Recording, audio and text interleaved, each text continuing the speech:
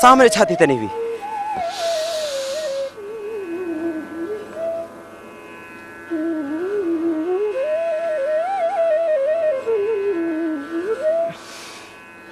ऐसे ही आप एक एक पैर से 3-3 बार कर सकते हैं। पहले दिन आप एक ही बार करना, 3 बार भी ना करना, नहीं तो पैर दुखने लगेंगे आपके।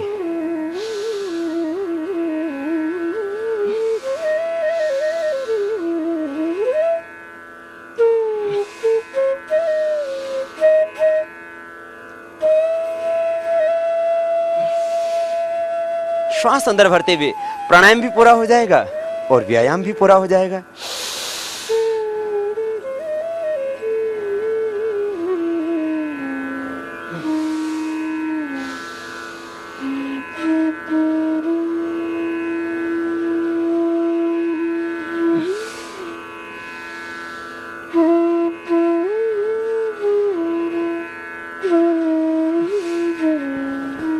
ये अभ्यास 6 अभ्यास हुए। अब 7वां अभ्यास विशेष रूप से आपको बता रहे हैं हम, युवाओं के लिए अभ्यास, क्योंकि युवाओं में ऊर्जा होती है,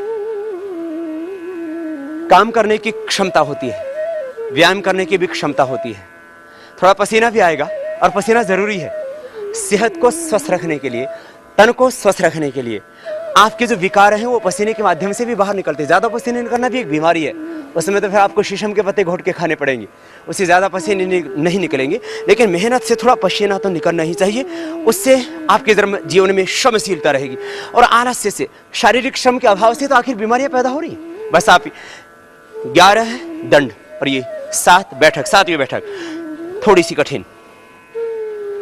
ये दोनों हाथ साइड से, ये दोनों पैरों में फासला, सामने सीना तना हुआ, श्वास भरेंगे अंदर छाती में और दाहिनी ओर जाएंगे धीरे धीरे। दाहिनी ओर जब जाएंगे तो दाहिने पैर के ऊपर बैठ जाएंगे, रुकेंगे नहीं वहां और फिर वापस आ जाएंगे। श्वास अंदर भर के इस तरह से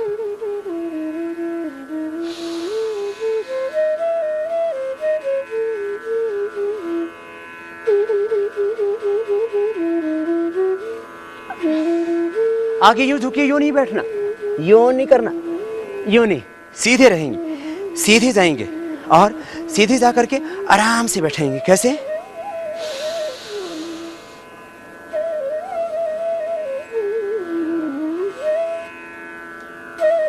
वापस ऐसे आएंगे तो जंघाओं की आकृति चारों ओर से सुंदर बनेगी। बैठक खास करके पैरों के लिए होती है और दंड जो है वो आपकी भुजाओं के लिए विशेष करके उपयोगी होती है।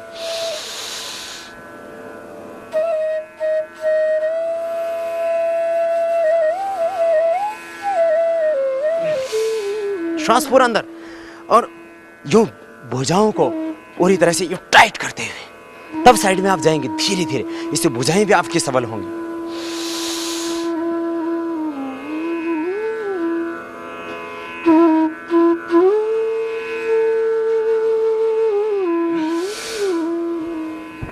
ये आपको बताए गए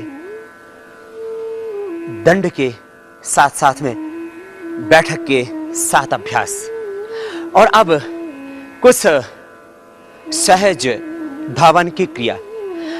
आपके आसपास कोई बड़ा पार्क नहीं है, दौड़ने के लिए कोई बड़ा मैदान नहीं है या कोई रास्ता नहीं है, तो आप कैसे दौड़े आखिर? और रोड पर दौड़ने में एक्सीडेंट होने के चांसेस, और घर में जो साइकिलिंग करते हैं उससे वो एक्सरसाइज नहीं हो पाती जो आपके हम परंपरागत तरीके से पहले लोग जो एक्सरसाइज किया करते थे वो बता देते हैं। उसमें विशेष करके एक क्रिया स्थिर होकर के एक ही जगह खड़े होकर के दौड़ना, धावन की क्रिया, सहज धावन की प्रक्रिया, प्रथम अभ्यास। इस तरह से आप एक ही जगह खड़े होकर के दौड़ लगाते, सहज स्थिति। फिर दूसरे अभ्यास की प्रक्रिया, दोनों हाथ साइड में रहेंगे, आपका पैर सामने से उठेगा और सामने आपकी छाती से लगेगा। यह अभ्यास, अब इसको हम थोड़ा फास्ट करेंगे तो आप देखेंगे कि आपके इस तरह से पूरे शरीर की व्यायाम की प्रक्रिया पूरी हो जाएगी। इससे ये सामने से किया आपने, अब पीछे से आपकी एड़ियां आपके नितंब को छूने लगेंगे। इस तरह से हाथ स्थिर होंगे। पीछे से प्रक्रिया दौड़ने की, आगे से, पीछे से। ये 3 अभ्यास और फिर 2 अभ्यास और ये 5 अभ्यास खड़े होकर के सहज धावन की प्रक्रियाएं आप इस तरह से कर सकते हैं। प्रथम साइड से 1 2 3 4, 1 2 3 4, 1 2 3 4। अब 5वीं प्रक्रिया 4 बार मैंने इसको 2 बार में ही पूरा करेंगे। 1 बार में ऊपर हाथ ले जाएंगे और पैर खोलेंगे और 2 में वापस नीचे आ जाएंगे।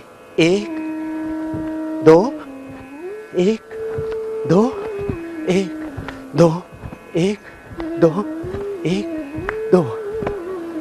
ये प्रक्रियाएं, इससे आपके शरीर का पूरा व्यायाम हो जाता है, पूरा प्राणायाम, पूरा व्यायाम। यौवन रहेगा सुरक्षित।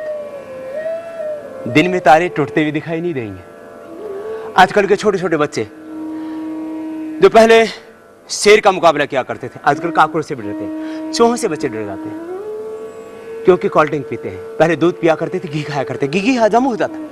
अब आजकल वालों को घी कैसे हजम होगा? दिन भर तो टीवी देखते रहते हैं, पिक्चर देखते रहते हैं, और फिर वो जो पिक्चर में होता है खुद प्रैक्टिकल करने की कोशिश करते हैं। अक्सर पिक्चरों में होता ही क्या है, एक जवान लड़का एक जवान लड़की को किस तरह से भगा के ले जाए। आखिर जिंदगी में ये पलायन नहीं करना। हमें जो हमारे परिवार की परंपराएं, जो हमारे समाज की परंपराएं, जो मर्यादाएं हैं, उनका पालन करना है। उच्छृंखलता, स्वच्छंदता, इसमें बहुत अंतर है। स्वतंत्रता से जीवन जीना, स्व माने आत्मा, तंत्र माने अनुशासन, आत्मानुशासन में रहना, और जो समाज में नियम मर्यादाएं परंपराएं बनाई गई हैं उनको कभी न तोड़ना।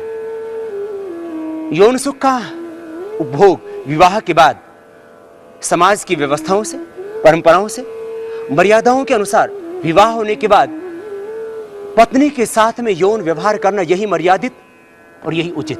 बाकी सब भ्रष्ट, बाकी सब का सब व्यभिचार और दुराचार की श्रेणी में आता है। दूसरी बेटियों को, दूसरों की बहनों को अपनी बेटियों और बहनों की तरह देखना। जितने भी सम आयु की बहनें, उनको बहन की तरह देखो। जो अधिक आयु की बहनें हैं, माताएं हैं, उनको माँ की दृष्टि से देखो। इसी तरह से बहनें सम आयु के भाइयों को भाई की दृष्टि से देखें, अधिक आयु के भाइयों को, पुरुषों को पिता की दृष्टि से देखें। तो ये हमारी दृष्टि के अंदर जो कामुकता है, वासना है, ये दोष भी हट जाएगा। हमारा चरित्र उन्नत होगा, हमारा शरीर सबल होगा, हमारा मन स्वस्थ होगा, हमारा चिंतन सकारात्मक होगा, हमारे मन में आत्मविश्वास होगा। तभी तो वो समृद्ध भारत, वो पुराने जमाने का भारत जिसमें हर एक बालक ब्रह्मचारी कहलाता था, वो चरित्रवान होता था, वो बलवान होता था, वो बुद्धिमान होता था, वो पराक्रमी होता था, और वह जीवन में हर प्रकार की उन्नति किया करता था। आप भी माता पिता की आज्ञा का पालन करना। माँ बाप अपने बच्चों के सुख के लिए, चैन के लिए अपना सब कुछ न्यौछावर कर देते हैं। आखिर हम माँ बाप के लिए क्या करते हैं? वो गुरु जो आपको पूरी तन्मयता से पढ़ाते हैं और आपको जीवन में ऊंचा देखना चाहते हैं, उनकी आज्ञा का पालन करना। मुझे लगता है बड़ों की आज्ञा में रह करके, छोटों से प्यार करते हुए और जिंदगी में संघर्ष करते हुए आप निश्चित रूप से ऊंचे उठेंगे। आपकी का यौवन, आपका जीवन व्यर्थ नहीं जाएगा। आपके जीवन के द्वारा बहुत से ऐसे पुष्प खिलेंगे जिससे निश्चित रूप से इस समाज का, इस देश का और दुनिया का कल्याण ही कल्याण है, इसमें कोई शंका नहीं। आइए आप भी प्रतिदिन योगाभ्यास को अपनाइए, संतुलित आहार रखिए, सुविचार रखिए, शिव संकल्प अपने मन में रखिए, तन में मनः शिव संकल्पमस्तु, और निश्चित रूप से आप योगाभ्यास के द्वारा स्वस्थ तन, स्वस्थ मन और स्वस्थ चिंतन से जुड़ करके अपने जीवन में महान बनेंगे। और आप ही के हाथों में इस देश का भविष्य है और आप ही संवारेंगे इस राष्ट्र के भविष्य को। कितनी ही पतन की पराकाष्ठा हो चुकी हो, निश्चित रूप से अब उन्नति होगी आपके द्वारा। पहले आप स्वस्थ बनो, फिर ये देश स्वस्थ बनेगा। ये आज का विशेष प्रोग्राम था हमारा युवाओं के लिए, और मुझे लगता है इन प्रोग्रामों को अपना करके, इन कार्यक्रमों को अपना करके, इस दिनचर्या को अपना करके 1 घंटा आपको बस योगाभ्यास के लिए निकालना है, और फिर आप देखना किस तरह से आपका जीवन संवरता है, किस तरह से आपकी सोई ऊर्जाएं जागती हैं, और किस तरह से आप बलवान बन करके इस देश का, राष्ट्र का और पूरी मानवता का भला करते हैं।